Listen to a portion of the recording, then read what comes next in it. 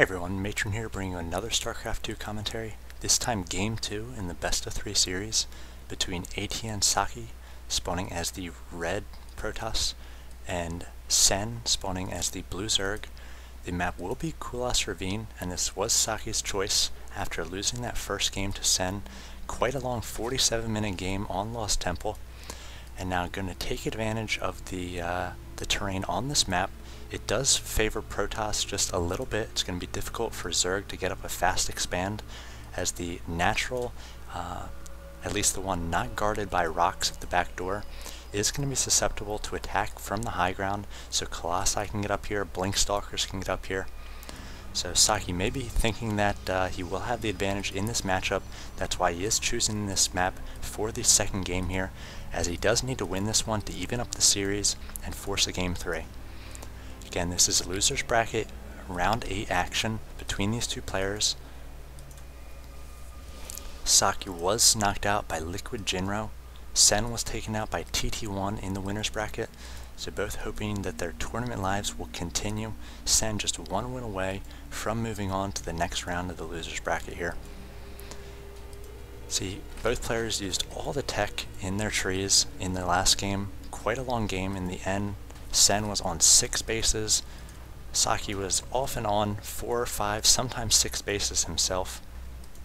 Eventually the Roach and Hydra play of Sen was able to prevail and was able to take down his Protoss opponent.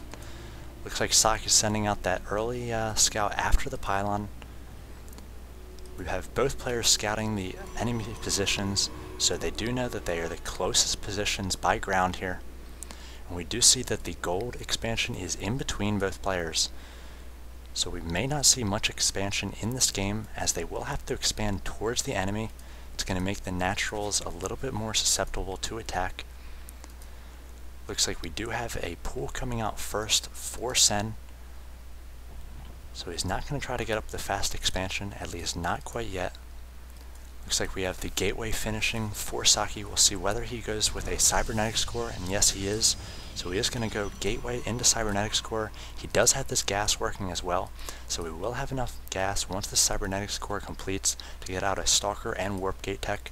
We see a gas steal by Sen here, so it's really going to limit the amount of tech that Socke is able to do with this second gas not available right away. We do see a wall off by Socke here, 2 gateways.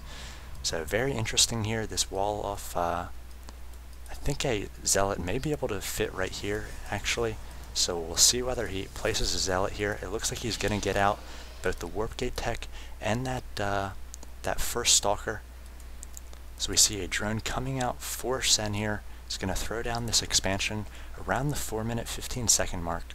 So a little bit later than most Zergs would like, but he was able to get this down, and we'll see whether he's able to keep this expansion, as this ridge is going to be just a breeding ground for Protoss aggression. One of the things he could be doing with his Zerglings is taking down these destructible rocks, and he could be able to defend this ridge here later in the game. Looks like we have a manor pylon being set down by Socke here, or perhaps a bit of a proxy able to bring units from multiple angles. But if anything, he does know with these positionings that this gold is going to be difficult for Sen to take, so he wants to make sure that the Zerg is not able to take the gold on the left hand side of the map. So it looks like we have 2 gateways both pumping out stalkers right now, at least a second stalker coming out from one, and a quick Twilight Council coming out from Socke. So he did have enough gas to get that out, and he will possibly have enough gas to get out a blink in just a moment as well. Looks like he's coming out for 3 gateways right now, and the blink is going to be delayed just a little bit, so that gas steal did its job. Again, the extractor only costs 25 minerals, and it's a good way to protect that drone that probably would have died anyway from the stalker as it came out. So we see the second hatchery up and running for Sen. He does have queens at each of these hatcheries, now working on lair tech as well. So we see blink coming out for Protoss, and a lair coming out for the Zerg player. He has not gotten out a ton of Zerglings right now. If we look at the unit counting station, just 4 Zerglings against the 2 Zealots and 2 Stalkers of Socke. Socke is working on these back destructible rocks, So he is going to be able to get to this Overlord, which is now backing away. Smart decision on the part of Sen here. Do not want to lose those Overlords early on.